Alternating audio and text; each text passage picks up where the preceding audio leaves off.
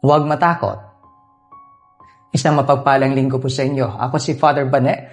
Samahan po ako ninyong pagnilayan ang salita ng Diyos. Sa ngalan ng Ama at Anak at Espiritu Santo.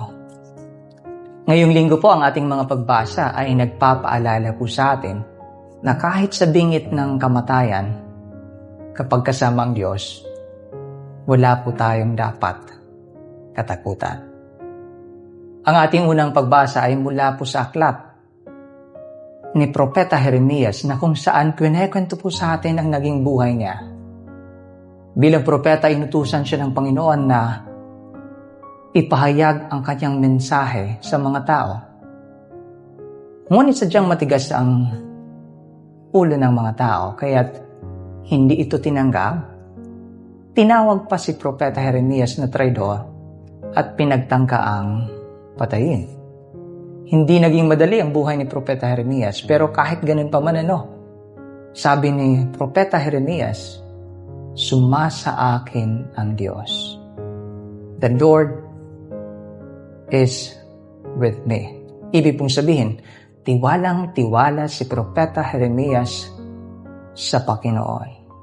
Ibig pong sabihin, alam niyang hindi siya pababayaan at ipagtatanggol siya ng Diyos. Bakit kaya ganito katiwala si Propeta Jeremias?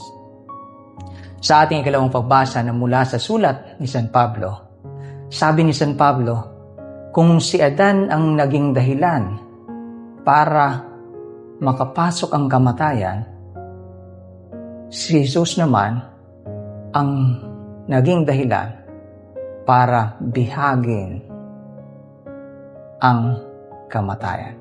Sadyang makapangyarihan ng Diyos. Kaya ang hamon po sa atin, sabi sa Ebanghelyo, huwag matakot sa makapapatay sa katawan, ngunit hindi naman nakapapatay sa kaluluwa. Mga kapatid, alam ko pong bawat isa sa atin ay may kanya-kanyang takot. Ngunit ngayong araw, tinatawag po tayo na patuloy na magtiwala sa Diyos. Bakit? Dahil ayon nga po sa ating Ebanghelyo, higit pa po tayong mas mahalaga sa mga maya. At higit sa lahat, sadyang makapangyarihan ang ating Panginoon na kahit ang kamatayan ay kaya niyang bihagi.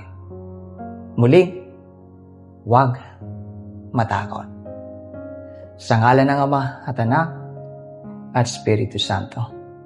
Ako po si Father Bane, muli, pakibahagi nitong maikling pagninilay. God bless po.